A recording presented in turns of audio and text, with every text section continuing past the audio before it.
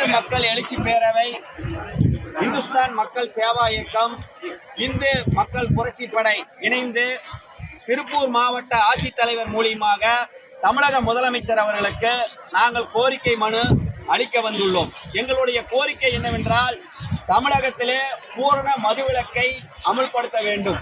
அதை நாங்கள் வலியுறுத்தி இன்று அகிம்சை முறையிலே திருப்பூர் மாவட்ட ஆட்சித்தலைவர் அலுவலகம் முன்பு மதுவை கீழே கொட்டி தமிழகத்திலே பூர்ண மதுவிலக்கை உடனடியாக தமிழக அரசு அமல்படுத்த வேண்டும். தமிழகத்திலே நடக்கின்ற பல்வேறு சட்ட ஒழுங்கு பிரச்சனைகளுக்கு மூல காரணம் இந்த மதுவாக தான் இருக்கின்றது. அது மட்டுமில்லை, பல பெண்களுடைய தாலி அறுப்பதற்கும் இந்த மதுவாக தான் காரணமாக இருக்கின்றது. பல இளைஞர்கள் பல குற்றச் செயல்களிலே ஈடுபடுவதற்கும் மதுதான் முக்கியமான காரணமாக இருக்கின்றது.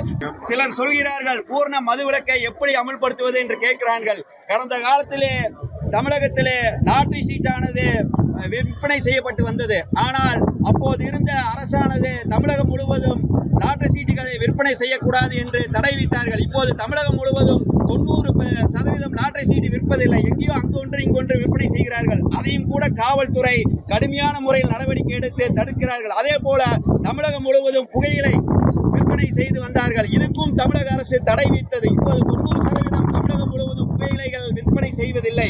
எங்கேயோ அங்கொன்று இங்கொன்று விற்கிறார்கள். அதையும் நமது காவல்துறையானது சிறப்பான முறையிலே நடவடிக்கை எடுத்து விற்பனை செய்வர்கள் மீது குண்டர் தடுப்பதெல்லாம் நடவடிக்கை எடுக்கிறார்கள். இப்போது தமிழகத்திலே கூலிப்படை கலாச்சாரங்கள் வளர்ந்துள்ளது. அதையும் தமிழக அரசானது தடுக்க வேண்டும். ஏன் என்று சொல்கின்றேன் என்றால், சிறை என்பது சிறைக்கு செல்பவர்கள் தான் திருந்தி மீண்டும் அந்த குற்றத்தை செய்யக்கூடாது என்கின்ற ஒரு எண்ணத்தில் தான் சிறைக்கு செல்ல வேண்டும்.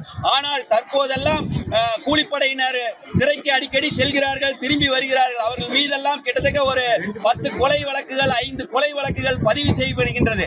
ஒரு கொலை செய்து விட்டு நாம் சிறைக்கு சென்றால் 2 ஆண்டுகள் 1 ஆண்டுகள் சிறையில் இருந்து விட்டு மறுபடியும் வெளியே வந்து கொலை செய்யலாகின்ற ஒரு எண்ணம், ஒரு மனநிலை இன்று உருவாகி இருக்கின்றது. சிறைக்கு சென்றால் நாம் ஒரு தவறு செய்து விட்டு சிறைக்கு சென்றால் நமக்கு கடுமையான தண்டனைகள் கிடைக்கும் என்று நினைத்தால் மட்டும்தான் இந்த கூலிப்படையினுடைய அட்டகாசத்தை தமிழகத்திலே தடுக்க முடியும். இப்போது தமிழகத்திலே ஒரு கட்சியினுடைய தலைவர் சென்னையிலே ஆம்ஸ்ட்ராங் கொலை செய்யப்பட்ட பிறகு தமிழக அரசும் தமிழக காவல்துறையும் சிறப்பான முறையிலே செயல்பட்டு 2 ரவுடிகளை என்கவுண்டர் செய்திருக்கிறார்கள். இதற்கு நாங்கள் வரவேற்பு தெரிவிக்கிறோம். தமிழக அரசுக்கும் காவல்துறைக்கும் நன்றி தெரிவித்துக் கொள்கின்றோம். இந்த நேரத்திலே எதிர்கட்சிகளும் பொதுமக்களும் நம்மளுடைய தமிழக காவல்துறையோடும் தமிழக உளவுத்துறையோடும் இணைந்து அவர்களுடைய கரத்தை வலுப்படுத்தும் விதமாக செயல்பட வேண்டும்.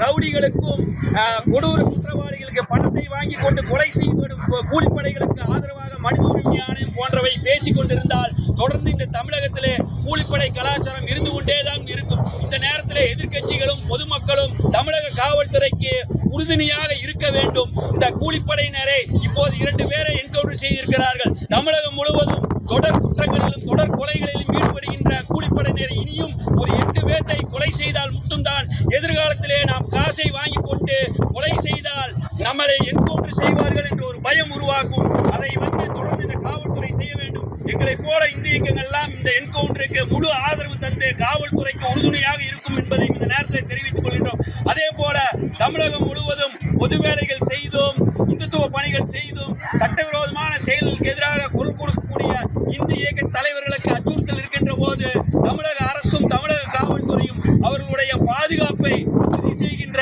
நடவடிக்கையும் எடுக்க வேண்டும் என்று இந்த திருப்பூர் மாவட்ட ஆட்சித்தலைவர் மூலியமாக தமிழக முதலமைச்சருக்கு மனு அளிக்க வந்துள்ள நாங்கள் இந்த கோரிக்கையும் தமிழக அரசிடமும் தமிழக காவல்துறையிடம் வைத்துக் கொள்கின்றோம்.